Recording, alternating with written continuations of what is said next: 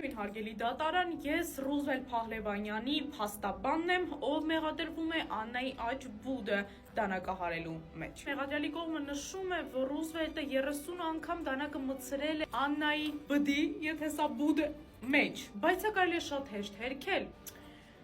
Երթվա։ Չէ, ասա հորս Սարև չեմ արել։ Տղայս ասա։ Տեսնում եք, մի հատ հորս Սարև չի ասում։ Չվում են կասկածները, սիրելի դատարանցիներ։ Պարոն դատավոր, իմիջիայլոց հետաքննությունը ցույց է տվել, որ Ռուզվելտի մոտ կա հոգեկան շեղում։ Проститутка. Протестую. Дорогой датаран, я протестую. Я просто русский школ скончался.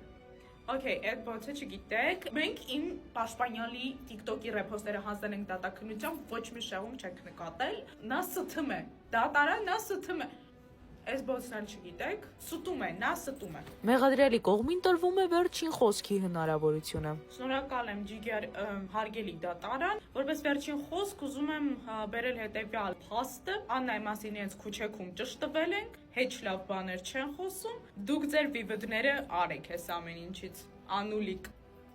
Այս դատավորի վայբը հետս չբռնեց, բայց գիտես, աշկիս քեզ մի 10 տարի նստեցրին ապեր։